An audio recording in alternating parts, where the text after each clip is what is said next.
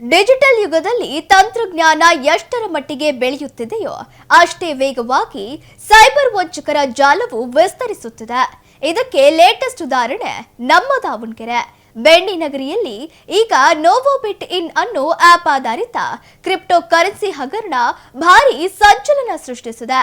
ಅತಿ ಕಡಿಮೆ ಅವಧಿಯಲ್ಲಿ ಹಣ ದುಪ್ಪಟ್ಟು ಮಾಡಿಕೊಡ್ತೀವಿ ಅಂತ ನಂಬಿಸಿ ಸಮಾಜದ ಮುಗ್ಧ ಮತ್ತು ಬಡ ಜನರನ್ನು ಟಾರ್ಗೆಟ್ ಮಾಡಿ ಕೋಟ್ಯಾಂತರ ರೂಪಾಯಿ ಲೂಟಿ ಮಾಡಲಾಗಿದೆ. ಏನಿದು ಮಹಾವಂಚನೆ?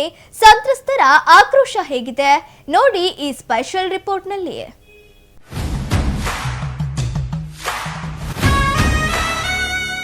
ಬೆಣ್ಣಿ ನಗರಿ ದಾವಣಗೆರೆಯಲ್ಲಿ ಬೃಹತ್ ಕ್ರಿಪ್ಟೋ ವಂಚನೆ ಜಾಲ ಪತ್ತೆ.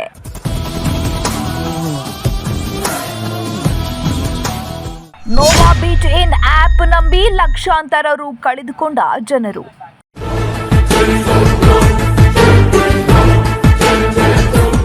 ದಾವಣಗೆರೆ ಜಿಲ್ಲೆಯೊಂದರಲ್ಲಿ 10,000ಕ್ಕೂ ಹೆಚ್ಚು ಜನರಿಗೆ ಮೋಸ.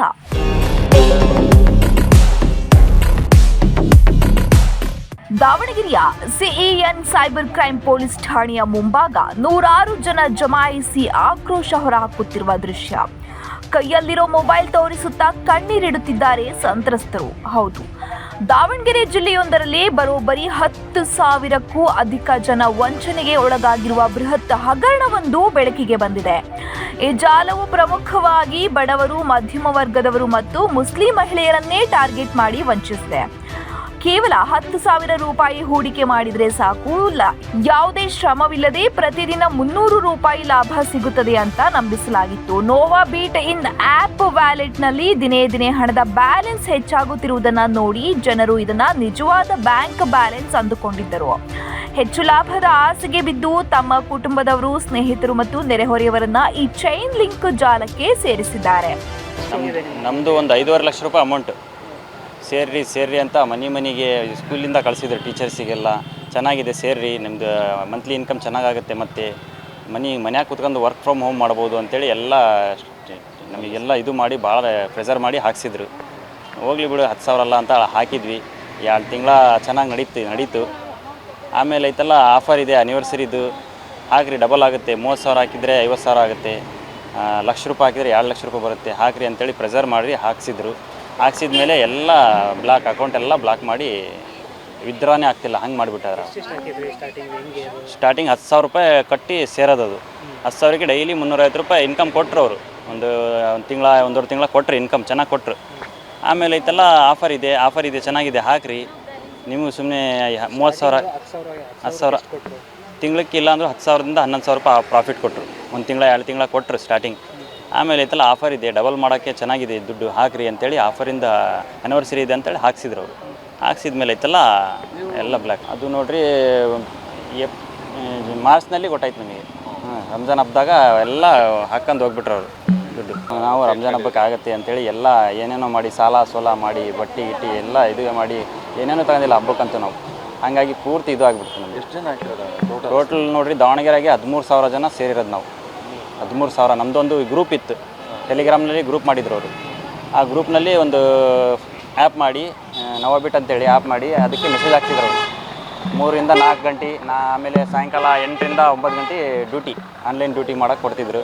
ಅದು ಚೆನ್ನಾಗಿತ್ತು, 1 ತಿಂಗಳು ನಡೀತು. ಆಮೇಲೆ ಐತಲ್ಲ ಆಫರ್ ಐತೆ ಅಂತೇಳಿ ಕೊಟ್ಟು ಎಲ್ಲ ಬ್ಲಾಕ್ ಮಾಡಿಬಿಟ್ಟು. ಟೆಲಿಗ್ರಾಮ್ನಲ್ಲಿ ಲಿಂಕ್ ಬರ್ತಾ ಇತ್ತದು. ಆ ಲಿಂಕ್ಸ್ ಬಂದು ಆಮೇಲೆ ಅವರು ಟ್ರೇಡಿಂಗ್ ಮಾಡಿಸ್ತಿದ್ರು. ಬಿಟ್ಕಾಯಿನ್ ಅಂತೇಳಿ ಹೊರಗಿನ ಕಾಯಿನ್ ಖರೀದಿ ಮಾಡೋದು, ಹಿಂದ್ಗಡೆಗೆ ಸೇಲ್ ಮಾಡೋದು. ಆ ಥರ ಚೆನ್ನಾಗಿ ನಡೀತು 1 ತಿಂಗಳು. ಆಮೇಲೆ ಆಫರ್ ಇದೆ ಅಂತ ಹಾಕ್ಸಿ ಎಲ್ಲ ಬ್ಲಾಕ್ ಮಾಡಿಬಿಟ್ರು ಸರ್. ನಮ್ಮದು 5.5 ಲಕ್ಷ ರೂಪಾಯಿ ದುಡ್ಡು ಹೋಗಿದೆ. ಇವತ್ತು ನೋಡಿರಿ ಇದು ಕೋರ್ಟ್ ಹತ್ರ ಬಂದಿದ್ದೀವಿ. ಅವ್ರು ಬೇಲಿಗೆ ಅವ್ರಿಗೆ ಅರೆಸ್ಟ್ ಮಾಡಿದಾರಂತ ಒಬ್ಬರಿಗೆ. ಅವ್ರು ನೋಡಿರಿ ಟೋಟಲ್ ಒಂದು 5 ಜನ ಅದಾರೆ. ಸದ್ಯಕ್ಕೆ 3 ಜನ ಇಲ್ಲೇ ದಾವಣಗೆರೆ, ಹೊರಗಿನವ್ರು 2 ಅದಾರೆ. ಅರ್ಷದುನ್ನಿಸಾ, ನದೀಮ್, ಆಮೇಲೆ ಶಾಹಿದ್ ಅಂತೇಳಿ 3 ಜನ. ಅವ್ರು ಅರ್ಷದುನ್ನಿಸಾ ಮೇಡಮ್ ಅವರು ಪಿಲಿಕರ ಸ್ಕೂಲ್ HM ಅವರು, ಅವರೇ ಎಲ್ಲ ಇದು ಮಾಡಿರೋದು ಮೇನ್. ಈಗ ನೋಡಿರಿ ಅವರು ಎಲ್ಲ ಸ್ವಿಚ್ ಆಫ್ ಮಾಡಿ ತಲೆ ಮರೆಸ್ಕೊಂಡಿದ್ದಾರೆ. ಅವ್ರಿಗೆ ಕೇಸ್ ಆಗಿದೆ, FIR ಆಗಿದೆ. ಈಗ ಇವತ್ತಿದೆಲ್ಲ ಕೋರ್ಟ್ನಲ್ಲಿ ಇದು ಇದೆ ಅಂತ ಅವ್ರದ್ದು ಆಂಟಿಸೆಪ್ಟಿಕ್ ಬೇಲಿಗೆ ಬಂದಿದ್ದಾರೆ ಅವರು. ಅದಕ್ಕೆ ನಾವು ಕೋರ್ಟ್ ಹತ್ರನೇ ಬಂದೀವಿ. ಅವ್ರಿಗೆ ಬೇಲ್ ಕೊಡಬೇಡ್ರಿ, ಮತ್ತು ಬೇಲ್ ಕೊಟ್ಟು ಹೊರಗೆ ಬಂದು ಮತ್ತೆ ಇದೇ ಥರ ಅವ್ರು ಬೇರೆಯವ್ರಿಗೆ ಫ್ರಾಡ್ ಮಾಡ್ತಾರೆ. ಮೊದಲೇನು ಈ ಥರ ಆಗೈತಂತೆ, ಲಾಕ್ಡೌನ್ ಮುಂಚೆನೂ ಈ ಥರ ಫ್ರಾಡ್ ಮಾಡಿದಾರಂತೆ IMEದಾಗ. ಈಗ ಮತ್ತೆ ಇನ್ನೊಂದು ಈಗ ಜಸ್ಟ್ 26ನಾಗ ಒಂದು ಆಗೈತಿ. ಟೋಟಲ್ ನೋಡಿರಿ ಒಂದು 25 ಕೋಟಿ 30 ಕೋಟಿ ರೂಪಾಯಿ ದುಡ್ಡು ಫ್ರಾಡ್ ಆಗಿದೆ ದಾವಣಗೆರೆಗೆ, ಬರೀ ದಾವಣಗೆರೆಗೆ. ಮತ್ತು ಹೊರಗಿಂದಂತೂ ನಮಗೆ ಲೆಕ್ಕ ಇಲ್ಲ. ದಾವಣಗೆರೆಗೆ ಒಂದು ಗ್ರೂಪ್ ಮಾಡಿದ್ರು ಅವರು, 13,000 ಗ್ರೂಪ್ ಮಾಡಿ ಟೋಟಲ್ 10,000 ಹಿಡಿದ್ರೂ ಟೋಟಲ್ ಒಂದು 25-30 ಕೋಟಿ ದುಡ್ಡು ಹಾಕ್ಕೊಂಡು ಹೋಗಿದ್ದಾರೆ. ಮತ್ತು ನೆಕ್ಸ್ಟ್ ಆ ಥರ ಮಾಡಬಾರ್ದು, ಬೇರೆಯವರಿಗೆ ಈ ಥರ ಆಗಬಾರ್ದು ಮೋಸ ಅಂತೇಳಿ ನಾವು ಬೇಲ್ ಕ್ಯಾನ್ಸಲ್ ಮಾಡಿರಿ ಅಂತ ಬಂದಿದ್ದೀವಿ. ಕಂಪ್ಲೇಂಟು ಆಗಿದೆ, ಆಮೇಲೆ ಆನ್ಲೈನ್ ಕಂಪ್ಲೇಂಟ್ ಆಗಿದೆ, 1930 ಸೈಬರ್ ಕಂಪ್ಲೇಂಟ್ ಆಗಿದೆ, FIR ಮಾಡಿಸಿದ್ದೀವಿ, ಎಲ್ಲ ಮಾಡಿದ್ದೀವಿ. ಅವ್ರು ಅರೆಸ್ಟ್ ಮಾಡಿದಂತೆ ಮತ್ತು ಬೇಲ್ನಾಗ ಹೊರಗೆ ಬಂದರೆ ಮತ್ತೆ ಇವತ್ತು ಆಂಟಿಸಿಪೇಟಿವ್ ಬೇಲಿಗೆ ಹಾಕಿದ್ದಾರೆ ಅವರು. ಮತ್ತು ರಿಟರ್ನ್ ಮತ್ತು ಇದು ಕಂಪ್ಲೇಂಟ್ ಮಾಡ್ತಿದ್ವಿ ನಾವು ಹೋಗಿ SP ಆಫೀಸಿಗೆ ಹೋಗಿ ಬಂದ್ವಿ. ಆಪ್ನಲ್ಲಿ ಡಿಜಿಟಲ್ ಹಣ ಹೆಚ್ಚಾಗುತ್ತಿರುವುದನ್ನು ಕಂಡು ಜನ ತಮ್ಮ ವಿವೇಚನೆ ಕಳೆದುಕೊಂಡಿದ್ದರು. 16,000 ಹೂಡಿದ್ದವರು ಲಕ್ಷಾಂತರ ರೂಪಾಯಿ ಹೂಡಲು ಆರಂಭಿಸಿದರು. ಅನೇಕ ಬಡ ಮಹಿಳೆಯರು ಮತ್ತು ಗೃಹಿಣಿಯರು ತಮಗಿದ್ದ ಅಲ್ಪ ಸ್ವಲ್ಪ ಚಿನ್ನಾಭರಣಗಳನ್ನು ಅಡವಿಟ್ಟು ಕೈಗಡ ಸಾಲ ಮಾಡಿ 5 ಲಕ್ಷ ರೂಪಾಯಿ ಅವರಿಗೆ ಇನ್ವೆಸ್ಟ್ ಮಾಡಿದ್ದರು. ಆದರೆ ಆ ವಾಲೆಟ್ನಲ್ಲಿದ್ದ ಹಣವನ್ನು ಬ್ಯಾಂಕ್ ಖಾತೆಗೆ ವಿತ್ಡ್ರಾ ಮಾಡಲು ಹೋದಾಗ ತಾಂತ್ರಿಕ ದೋಷ ಕಾಣಿಸಿಕೊಂಡಿದೆ. ಕೊನೆಗೆ ಆಪ್ ಸಂಪೂರ್ಣ ಬಂದ್ ಆದಾಗ ತಾವು ಮೋಸ ಹೋಗಿರುವುದು ಜನರಿಗೆ ಅರ್ಥವಾಗಿದೆ. ಈ ಮಹಾವಂಚನೆಯ ಹಿಂದೆ ದಾವಣಗೆರೆಯ ಖಾಸಗಿ ಶಾಲೆಯ ಮುಖ್ಯ ಶಿಕ್ಷಕಿ ಸೇರಿದಂತೆ ಪ್ರಮುಖರ ಕೈವಾಡ ಇದೆ ಎಂದು ಸಂತ್ರಸ್ತರು ಗಂಭೀರ ಆರೋಪ ಮಾಡಿದ್ದಾರೆ. ಸದ್ಯ ಅರ್ಷದ್ ನಿಸ್ಸಾ, ಶಾಹಿದ್ ಹುಸೇನ್ ಮತ್ತು ನದೀಮ್ ಎಂಬ ಮೂವರ ವಿರುದ್ಧ ಪೊಲೀಸರಿಗೆ ಅಧಿಕೃತ ದೂರು ಸಲ್ಲಿಕೆಯಾಗಿದ್ದು 16 ಕೋಟಿ ರೂಪಾಯಿ ವಂಚನೆಯಾಗಿರುವುದು ಶಂಕೆ ವ್ಯಕ್ತವಾಗಿದೆ. 4 ಏಪ್ರಿಲ್ 2026ರಂದು ದಾವಣಗೆರೆ ಜಿಲ್ಲೆಯ ಸೈಬರ್ ಕ್ರೈಮ್ ಪೊಲೀಸ್ ಠಾಣೆಯಲ್ಲಿ ಒಂದು ಪ್ರಕರಣ ದಾಖಲಾಗುತ್ತೆ. ಈ ಪ್ರಕರಣ ಸಾರಾಂಶವೇನೆಂದರೆ, ಒಂದು ಆ್ಯಪ್ ಮುಖಾಂತರ ಸಾರ್ವಜನಿಕರಿಗೆ ಹೆಚ್ಚಿನ ಲಾಭಾಂಶ ಬರುವುದಾಗಿ ನಂಬಿಸಿ ಆನ್ಲೈನ್ ಮೂಲಕ ಹಣವನ್ನು ಹೂಡಿಸಿಕೊಂಡು ವಂಚನೆ ಮಾಡಿದ ಬಗ್ಗೆ ಈ ಪ್ರಕರಣ ಆಗಿರ್ತದೆ. ಈ ಪ್ರಕರಣ ಯಾವ ರೀತಿ ಸಾರ್ವಜನಿಕರಿಗೆ ಸೈಬರ್ ಕ್ರೈಮ್ ಮೋಸ ಮಾಡ್ತಕ್ಕಂಥ ಸೈಬರ್ ಕ್ರೈಮ್ ಪ್ರಕರಣಗಳು ದಾಖಲಾಗುತ್ತೆ ಅಂತ ಬಿಟ್ಟೇಳಿ ಒಂದು ನಿದರ್ಶನ. ಈ ಒಂದು ಟೆಲಿಗ್ರಾಮ್ ಆ್ಯಪ್ ಮುಖಾಂತರ ಇವರೆಲ್ಲ ಒಂದು ಪರಿಚಯ ಆಗ್ತಾರೆ. ಪರಿಚಯ ಆದ ನಂತರ ಆ ಟೆಲಿಗ್ರಾಮ್ ಆ್ಯಪಲ್ಲಿ ಡಿಸ್ಕಸ್ ಮಾಡಿ ಅದೇ ರೀತಿ ಒಂದು ಗ್ರೂಪನ್ನು ಮಾಡಿಕೊಂಡು ಈ ರೀತಿ ಆ್ಯಪಲ್ಲಿ ನೀವು ಇನ್ವೆಸ್ಟ್ ಮಾಡಿದರೆ ನಿಮಗೆ ಹೆಚ್ಚಿನ ಲಾಭಾಂಶ ಬರುತ್ತೆ ಅಂತ ಬಿಟ್ಟು ಅವ್ರು ನಂಬಿಸಿ ಸುಮಾರು 10,000 ರೂಪಾಯಿಂದ ಪ್ರಾರಂಭಿಸಿ ತದನಂತರ ಸುಮಾರು ಅವರಿಗೆ ಲಾಭಾಂಶನೂ ಕೂಡ ಕೊಡ್ತಾರೆ. ಅವರು ಹೆಚ್ಚಿನ ಲಾಭಾಂಶ ನಿರೀಕ್ಷೆಯಲ್ಲಿ ಇನ್ನೂ ಹೆಚ್ಚಿನ ರೀತಿ ಇನ್ವೆಸ್ಟ್ಮೆಂಟ್ ಮಾಡಿದಾಗ ಆ ಏನು ಹಣವನ್ನು ಲಾಭಾಂಶವನ್ನು ಪಡೆದುಕೊಳ್ಬೇಕಾದ್ರೆ ಅವರಿಗೆ ನಿಮಗೆ ಇನ್ಕಮ್ ಟ್ಯಾಕ್ಸು ಮತ್ತು ಬೇರೆ ಪ್ರೊಸೆಸಿಂಗ್ ಫೀಸು ಮತ್ತು GST ಅಂತ ಬಿಟ್ಟೇಳಿ ಅವರಿಗೆ ಸತಾಯಿಸಿ ಯಾವುದೇ ಹಣವನ್ನು ಕೊಡದೆ ಮೋಸ ಮಾಡಿದ್ರ ಬಗ್ಗೆ ಸುಮಾರು 46 ಜನ ಇಲ್ಲಿವರೆಗೆ ಈ ಥರ ನಮಗೆ ವಂಚನೆಯಾಗಿದೆ ಅಂತ ಬಿಟ್ಟೇಳಿ ಒಂದು ಸೈಬರ್ ಕ್ರೈಮ್ ಪೊಲೀಸನ್ನು ಪ್ರಕರಣ ದಾಖಲಿಸಿದರು. ಈ ಪ್ರಕರಣ ದಾಖಲಿಸಿಕೊಂಡು ಸೈಬರ್ ಕ್ರೈಮ್ ಪೊಲೀಸ್ ಠಾಣೆಯ DSP ನಾಗಪ್ಪ ಬಂಗಳರವರು ಈಗಾಗಲೇ ತನಿಖೆಯನ್ನು ಕೈಗೊಂಡಿದ್ದಾರೆ. ಇಲ್ಲಿಯವರೆಗೆ ಸುಮಾರು 20 ಬ್ಯಾಂಕ್ ಅಕೌಂಟ್ಗಳನ್ನು ಪತ್ತೆ ಹಚ್ಚಿ ಆ ಅಕೌಂಟ್ಗಳನ್ನು ಫ್ರೀಜ್ ಮಾಡುವ ನಿಟ್ಟಿನಲ್ಲಿ ಕ್ರಮಗಳನ್ನು ಕೈಗೊಂಡಿದ್ದೇವೆ. ಅದರ ಜೊತೆಗೆ ಒಟ್ಟು 5 ಜನ ಆರೋಪಿಗಳನ್ನು ಹೆಸರಿಸಿ ಪ್ರಕರಣ ದಾಖಲಾಗಿತ್ತು. ಈ ಪ್ರಕರಣದಲ್ಲಿ ಸ್ಥಳೀಯವಾಗಿರ್ತಕ್ಕಂಥ 3 ವ್ಯಕ್ತಿಗಳು ಮತ್ತು ಇನ್ನೊಬ್ಬ ವ್ಯಕ್ತಿ ಬೇರೆ ರಾಜ್ಯದಲ್ಲಿ ಇರ್ತಕ್ಕಂಥ ವ್ಯಕ್ತಿನ ಹೆಸರಿಸಿ ಕೊಟ್ಟಿದ್ದಾರೆ.